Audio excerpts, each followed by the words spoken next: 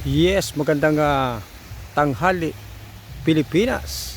At siyempre mga kababayan, ako po ang inyong kasama na nag-uulat, Joe TV. Si Joe Alea, dito po yan sa Joe TV Philippines. Alam nyo mga kababayan, dito po kami ngayon sa Maramba, Uwas, Albay. Ayan. So nakita po ninyo, ito po nga dagat natin, talagang napakalinis at saka banayad. Napakasarap mga kababayan ng maligo. Ayan. Ayan, may ilan-ilan po tayong mga bata na nakita na tuwang-tuwa na naliligo mga kababayan. Siyempre, ito hong Maramba ay sakop po ito ng Uwas sa bayan ng Albay. Ayan, meron po tayong ditong kaibigan na may-ari siya ng isang resort. Ayan. Kaya yung mga nagbabalak pumunta sa isang resort o mamasyal, ayan, ito ho. Ito ho yan matatagpuan sa barangay Maramba, Uwas, Albay. Napakaganda po ng kanilang kubo. At syempre, pwede rin kayong kumanta dyan. At pwede rin kayong matulog dahil meron po silang mga kwarto din.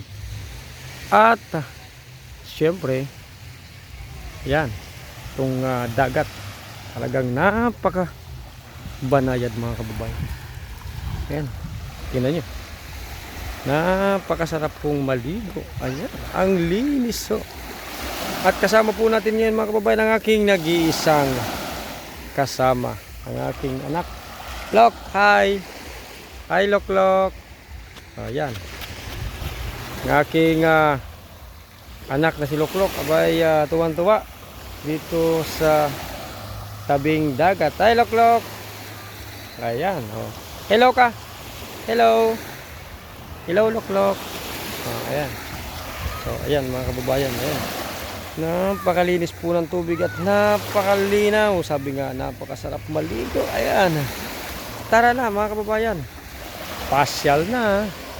At siyempre, samahan nyo po ang Joe TV Philippines, si Joe Alea. Tayo po ay kukumustahin po natin yung mga politiko, yung mga mayor, congressman at governors dito sa Albay, dito sa Camarines Sur at iba pang dadaanan po natin upang ano ba ang kanilang paghahanda sa 2026 mga kababayan. So ano ba ang ginagawa ng ating mga kababayan, ang ating mga officials, local officials sa darating na 2026. Next year po yan. Oh, bukas na po yan. So sana ho ano ba ang kanilang mga plataforma o ano ba ang kanilang gagawin sa kanilang mga nasasakupang area mga kababayan. Kaya abangan nyo po ang Joe TV Philippines, ang interview po natin sa mga local government at local officials dito sa Uwas, Albay. At syempre, maraming salamat at abangan nyo po tayo. At lahat po ay pupunta natin maya-maya lamang. Maraming salamat. Mabuhay po tayo Pilipinas.